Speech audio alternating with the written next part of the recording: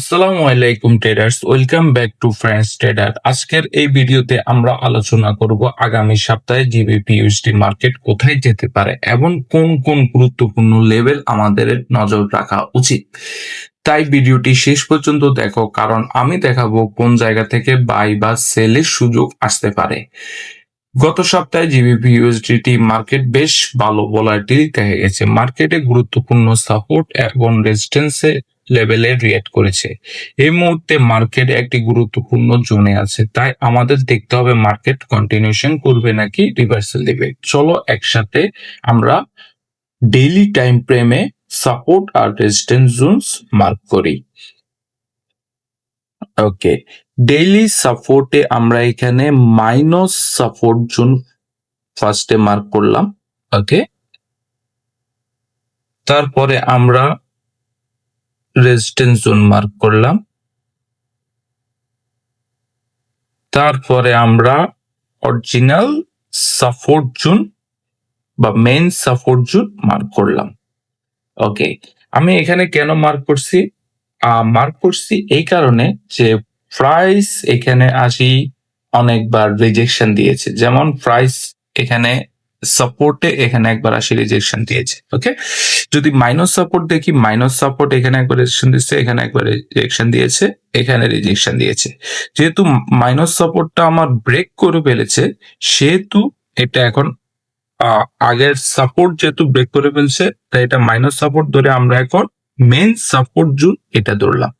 ওকে, এটা হচ্ছে resistance zone. Resistance জোনে এখানে একবার রিঅ্যাক্ট করছে প্রাইস, এখানে একবার রিঅ্যাক্ট করছে। ওকে, সো প্রাইস এখন ডাউন ট্রেন্ডে মুভ করতেছে আস্তে আস্তে। প্রাইস আমরা দেখবো এখানে এসে যদি প্রাইস রিজেকশন দেয়, ওকে, প্রাইস কিন্তু অবভিয়াসলি ফুল ব্যাক করবে এখানে। যেহেতু প্রত্যেকবার প্রাইস এভাবে পরে, প্রাইস এভাবে মার্কেটে ডাউন ট্রেন্ড থেকে যায়, প্রাইস নিচে যাবে, উপরে আসবে হালকা, তারপর আবার নিচে যাবে। প্রাইস প্রত্যেকবারে লোয়ার হাই এবং লোয়ার লো ক্রিয়েট করে। ওকে, আমরা এখন চলে যাব নেক্সট মুভে H4 টাইম ফ্রেমে।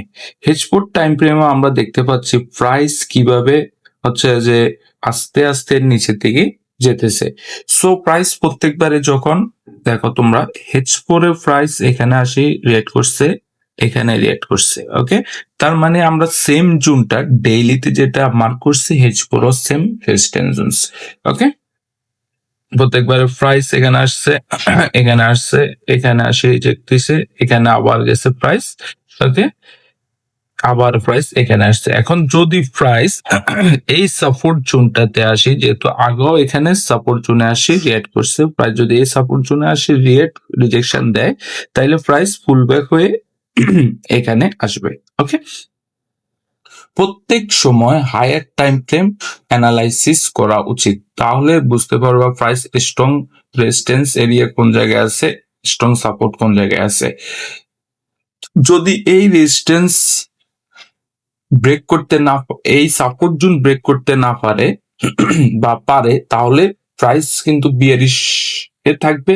আবার যদি ব্রেক করতে না পারে, প্রাইস ফুল ব্যাক দিবে। ওকে, ইম্পর্টেন্স লেভেল তাহলে আমাদের 1.32137 সাপোর্ট এরিয়া, আর রেজিস্ট্যান্স হচ্ছে যে আমাদের 1.350 এই এরিয়া। সবসময় কনফার্মেশন নিয়ে ট্রেড করা গুরুত্বপূর্ণ।